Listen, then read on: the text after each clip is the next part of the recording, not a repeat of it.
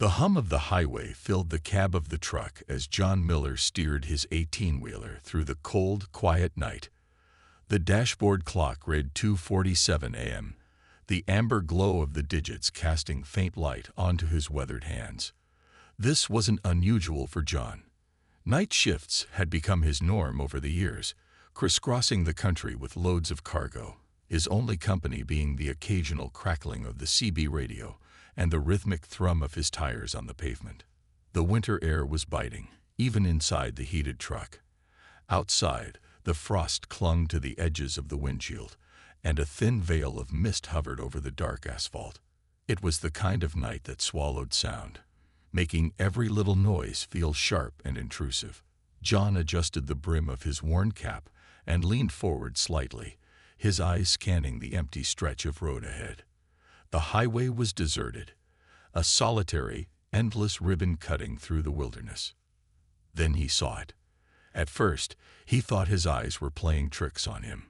A small, pale figure appeared in his headlights, standing by the shoulder of the road.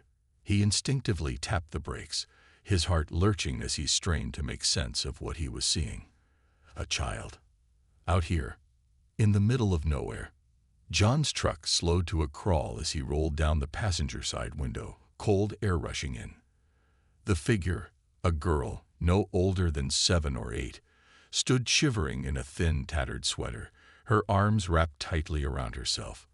Her hair was a tangled mess, and her feet were bare, red from the cold. "Hey there, sweetheart," John called out, his voice gentle but edged with concern. "What are you doing out here? Are you okay?" The girl didn't answer. She just stared at him, her eyes wide and filled with a mix of fear and desperation. It was the kind of look that made John's stomach twist. Something was very wrong. "Do you need help?" He tried again, softer this time. "It's freezing out here. Come on, get in the truck where it's warm." The girl hesitated, glancing down the highway as if expecting someone, or something, to appear. Then, slowly, she nodded and took a cautious step toward the truck.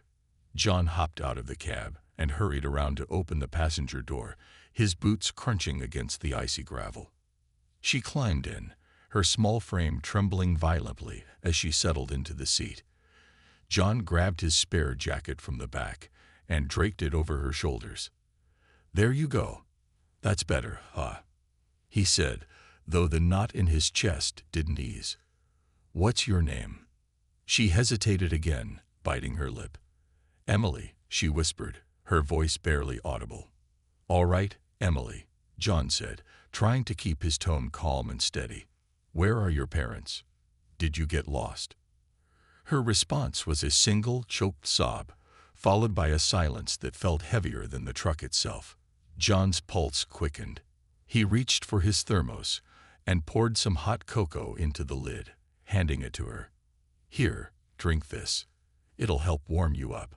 Emily took the cup with trembling hands, her gaze fixed on the floor.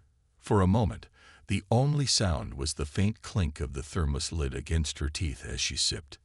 "Emily," John tried again, keeping his voice low and kind. "Can you tell me what happened? I need to know so I can help you." She looked up at him then, her eyes glistening with tears. Her lip quivered as she opened her mouth to speak. I ran away," she stammered, her voice cracking. "I couldn't stay there anymore." John's brow furrowed. "Ran away? From where?" Emily's gaze darted to the window, her tiny hands gripping the edge of the jacket like a lifeline. "The place," she said, her voice trembling. "The place they took me to. The bad people." The words hit John like a gut punch.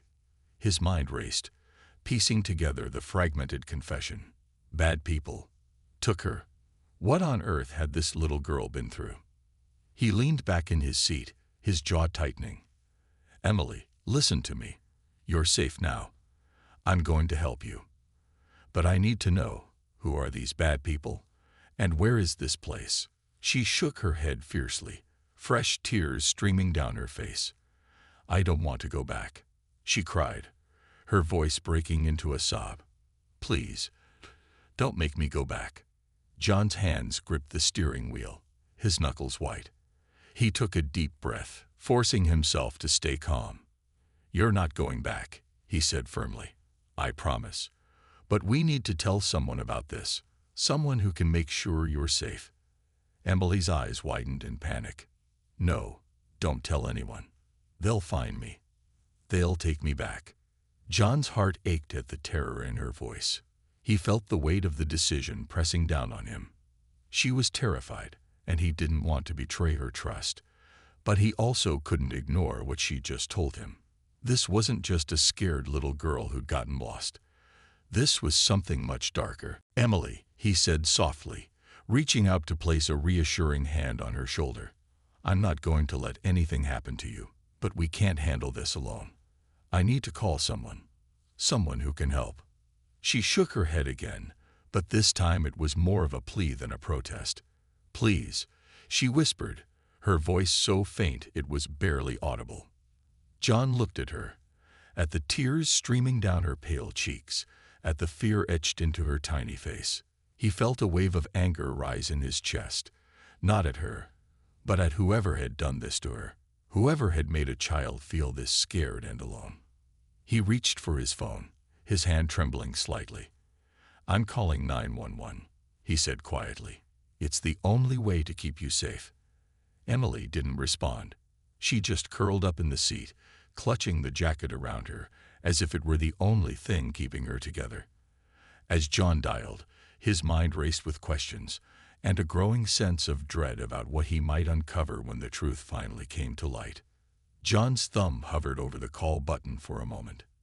He glanced at Emily, curled up in the seat, her face buried in the oversized jacket. She didn't say anything, didn't look at him. She just trembled silently, like a leaf caught in a storm. He tapped the button, bringing the phone to his ear. The line rang once, twice, before a calm, authoritative voice answered. 911. "What's your emergency?" John took a deep breath, his voice steady but low. "Yeah, I've got a situation out here on Highway 34, near mile marker 112. I found a little girl on the side of the road. She's alone, and she's saying some things that don't sit right." The dispatcher's tone shifted slightly, becoming more focused. "Sir, is the child injured? Are you or the child in immediate danger?" "She's not hurt, far as I can tell. Just cold and scared. But she mentioned something about running away from bad people, and it doesn't sound good. I don't think she's just lost." "All right, sir. Can you stay on the line with me? We're sending a unit to your location now. Can you confirm your exact position?" John glanced at the nearest mile marker, his headlights catching the reflective numbers. Mile 112. "There's a rest stop about half a mile up the road. I can wait there." "Copy that. Stay where it's safe, and we'll have officers there as soon as possible." John thanked the dispatcher and ended the call, setting the phone down with a heavy sigh. He turned to Emily, her small form still bundled in the jacket. "The police are coming, Emily," he said gently. "They're going to help us figure this out." Her head snapped up, eyes wide with fresh panic. "No, you said you wouldn't tell anyone. You promised," she cried, her voice cracking under the weight of her fear. John held up his hands, his tone soothing. "I didn't promise anything, sweetheart. But listen, these folks, the police, they can protect you. They'll make sure nobody can hurt you again. They don't care," she sobbed. "They don't believe kids like me. They'll just send me back." John's chest tightened at her words. There was something in the way she said it, something that hinted at a deeper pain, a history he couldn't yet grasp. "Send you back where?" he asked, his voice softer now. "Emily, what happened to you? Who are these people you're so scared of?" She shook her head violently, her messy hair falling into her face. "I can't tell you. If I tell, they'll know, and they'll find me. They always find you." The way she said it, the certainty in her voice, sent a chill down John's spine. He didn't press her, not yet. Instead, he eased the truck back onto the road, heading toward the rest stop. The silence between them was thick, heavy with unspoken fears. When they reached the rest stop, John parked the truck in the far corner of the lot, away from the flickering lights and the lone vending machine humming in the cold night air. He turned off the engine but left the heat running, the cab filling with a soft, comforting hum. Emily didn't move. She sat curled up, her hands gripping the edges of the jacket like it was the only thing tethering her to reality. John turned to her, his voice quiet. "You've been through something terrible, haven't you?" She didn't respond, but he could see the answer in her eyes. "You remind me of my own daughter," John said after a pause, his gaze distant. "Sarah. She's older now, got kids of her own. But when she was your age, she'd get scared of things too. Not like this, though. Not like what you're dealing with." Emily shifted slightly, glancing at him through tear-streaked lashes. "What did she do when she was scared?" she asked, her voice barely above a whisper. John smiled faintly, the memory softening his features. "She'd come find me, crawl into my lap, no matter what I was doing, and tell me everything. Even if it was silly, like a bad dream about a monster under the bed. I'd always listen, and I'd always tell her the same thing. You don't have to face it alone."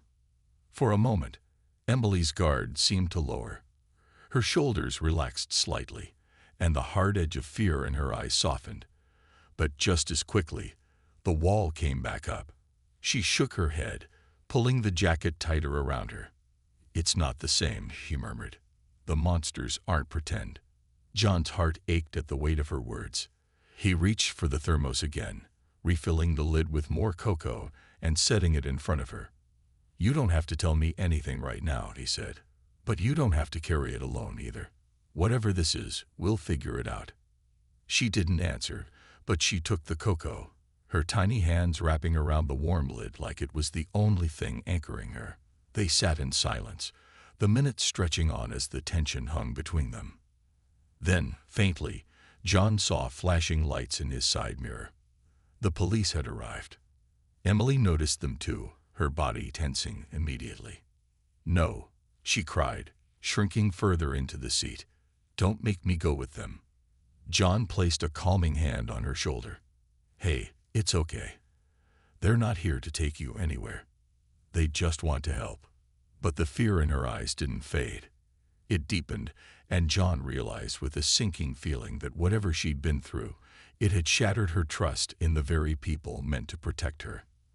The officers, a man and a woman, approached the truck cautiously. John rolled down the window as they reached the cab, their flashlights cutting through the dark. "Evening," John said, keeping his voice low. "She's in here. She's scared out of her mind, so go easy."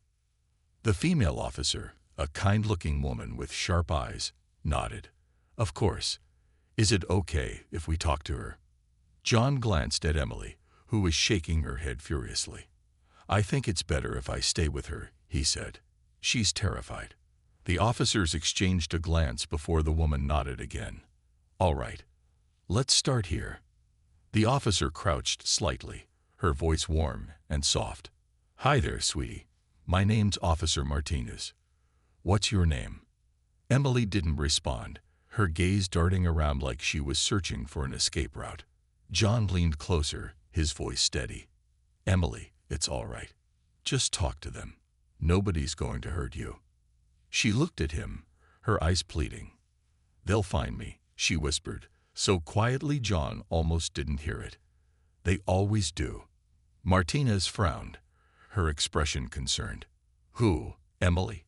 Who's going to find you?" But Emily just clammed up, shrinking further into the seat. John sighed, running a hand through his hair. "She mentioned something about bad people, said they took her somewhere. I don't know the details, but it sounds serious." The male officer, a tall man with a calm demeanor, nodded. "All right. We'll do this carefully. Can you tell us anything else, Emily? Anything that might help us keep you safe?"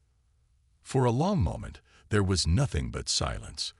Then, in a voice so faint it was almost swallowed by the hum of the truck, she whispered, "The house.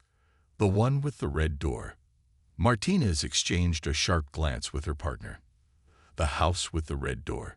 She repeated, her tone gentle but probing. Where is it, Emily? But Emily just shook her head, curling back into the seat.